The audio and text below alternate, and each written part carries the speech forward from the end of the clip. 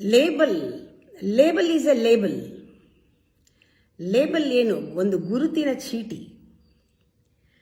ಆ ಗುರುತಿಸಿಕೊಳ್ಳುವ ಸಬ್ಸ್ಟೆನ್ಸ್ ಏನಿದೆ, substantial thing ಏನಿದೆ, ಅದರ ಮೇಲೆ ಹೋಗುತ್ತೆ ಆ ಲೇಬಲ್ಲಿನ ಬೆಲೆ. ಅದು ಗುರುತಿಸ್ಕೊಳ್ಳೋದು ಯಾವುದನ್ನು ಗುರುತಿಸ್ಕೊಂಡಿದೆ ಅನ್ನೋದ್ರ ಮೇಲೆ ಹೋಗುತ್ತಲ್ವ. ಯಾವ ವ್ಯಕ್ತಿನ, ಯಾವ ವಸ್ತುನ, ಯಾವ ಸಬ್ಸ್ಟೆನ್ಸ್ನ, ಸಬ್ಸ್ಟಾನ್ಷಿಯಲ್ ಆಗಿರುವಂಥದ್ದು ಯಾವುದನ್ನು ಗುರುತಿಸಿದೆ ಈ ಚೀಟಿ.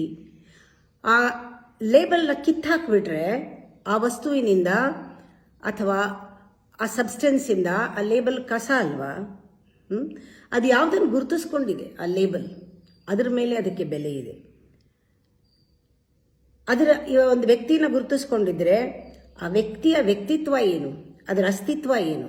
ಒಂದು ಆರ್ಗನೈಸೇಷನ್ನ ಗುರುತಿಸಿದ್ರೆ, ಒಂದು ಲೇಬಲ್ ಹೆಸರಿರ್ಬೋದು ಗುರುತಿಸಿದ್ರೆ, ಅಥವಾ ನಾವು ಗುರುತಿಸ್ಕೊಂಡಿದ್ರೆ ಅದಕ್ಕೆ ಕನೆಕ್ಷನ್, ಅದಕ್ಕೆ ಬೆಲೆ ಯಾವಾಗ ಅಂದರೆ ಅದರ ಅಸ್ತಿತ್ವಕ್ಕೆ ಇದು ಅಂಟ್ಕೊಂಡಿದ್ರೆ ಲೇಬಲ್, ಅದಕ್ಕೆ ಬೆಲೆ. ಇಲ್ಲದಿದ್ರೆ ಇಲ್ಲ. ಅದು ಏನೇ ಹೆಸರಿರ್ಬೋದು, ಅದು ಜೀವಂತವಾಗಿದೆಯಾ, ಅದು ಅಂಟಿಸ್ಕೊಂಡಿರೋದು, ಅದು ಗುರುತಿಸ್ಕೊಂಡಿರೋದು ಜೀವಂತವಾಗಿದೆಯಾ, ಅದರಲ್ಲಿ ಸಾರ ಇದೆಯಾ, ಸತ್ವ ಇದೆಯಾ, ಕ್ವಾಲಿಟಿ ಇದೆಯಾ, ಆ್ಯಕ್ಷನ್ನಲ್ಲಿದೆಯಾ, ಆಕ್ಟಿವಿಟಿನಲ್ಲಿದೆಯಾ, ಅದು ಏನಿದೆ, ಯಾವ ಸ್ಥಿತಿನಲ್ಲಿದೆ, ಅದರ ಮೇಲೆ ಲೇಬಲ್ಗೆ ಶಕ್ತಿ, ಅದರ ಮೇಲೆ ಲೇಬಲ್ಗೆ ಬೆಲೆ, ಅದರ ಮೇಲೆ ಲೇಬಲ್ ವರ್ಕ್ ಆಗೋದು. ಇಲ್ಲದ್ರೆ ಲೇಬಲ್ ವರ್ಕ್ ಆಗೋದಿಲ್ಲ. ಇದು ಎಲ್ಲ ವಿಷಯದಲ್ಲೂ ಇದಕ್ಕೆ ಇದೆ. ಅದೇ ರೀತಿ ಒಂದು ಹೆಸರಿರ್ಬೋದು, ಒಬ್ಬ ವ್ಯಕ್ತಿಯ ಹೆಸರಿರ್ಬೋದು, ಪ್ರತಿಯೊಂದೂ ಅವನ ಕ್ವಾಲಿಟಿ ಏನು, ನೀನು ಯಾರನ್ನ ಗುರುತಿಸ್ಕೊಂಡಿದೀಯ, ಯಾರನ್ನ ರೆಪ್ರೆಸೆಂಟ್ ಮಾಡ್ತಿದ್ಯಾ, ಅವನ ಗುಣ ಏನು, ಅವನ ಇಂಟೆನ್ಷನ್ ಏನು, ಅವನ ಉದ್ದೇಶ ಏನು, ಅವನು ಏನು ಮಾಡ್ತಿದ್ದಾನೆ, ಅವನು ಎಷ್ಟು ಜನಕ್ಕೆ, ಅಂದರೆ ಎಷ್ಟು ಸೋಲ್ನ ಕನೆಕ್ಟ್ ಮಾಡ್ತಾ ಇದ್ದಾನೆ,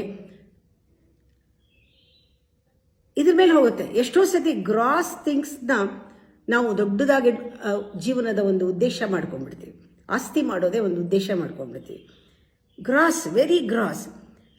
ಯಾಕೆ ಅದಕ್ಕೆ ವ್ಯಾಲ್ಯೂ ಇಲ್ಲ ಅಂದರೆ, ಸಾವು ಬಂದಾಗ ಅದು ಕಿತ್ಕೊಂಡು ಹೊಟ್ಟೋಗುತ್ತೆ, ನಿಮ್ಮ ಕೈನಲ್ಲಿ ಇಟ್ಕೊಂಡಿರಲ್ಲ. ಯಾವುದು ವ್ಯಾಲ್ಯೂಬಲ್, ಸಾವು ಬಂದರೂ ಕೂಡ ಅದನ್ನು ಮುಟ್ಕೂಡ್ದು, ಅಂಥದ್ದು ವ್ಯಾಲ್ಯೂಬಲ್. ಅಂಥ ಕೆಲಸ ಆಗ್ತಾ ಇದೆಯಾ, ಅದಕ್ಕೆ ಲೇಬಲ್ ಮಾಡ್ಕೊ, ಅದಕ್ಕೆ ಅಂಟಿಸ್ಕೊ. ನೀನು ಸತ್ರು ಕೂಡ ನೀನು ಅಲ್ಲಿ ಇರ್ತೀಯ, ಯಾವುದೋ ಒಂದು ರೂಪದಲ್ಲಿ ಇರ್ತೀಯ. ಆ ಲೇಬಲ್ ಆ ರೀತಿ ಲೇಬಲ್ ಆಗಬೇಕು. ಅಂದರೆ ನಾವು ಏನು ಮಾಡ್ತೀವಿ, ಹೇಗಿದ್ದೀವಿ. ಇವಾಗ ಉದಾಹರಣೆಗೆ ಪುಸ್ತಕ ಪ್ರಿಂಟ್ ಮಾಡ್ತೀರಾ, ಭಗವದ್ಗೀತೆ ಪ್ರಿಂಟ್ ಮಾಡಿ 1000 ಜನಕ್ಕೆ ಹಂಚ್ತೀರಾ. ಇದು ಒಂದು.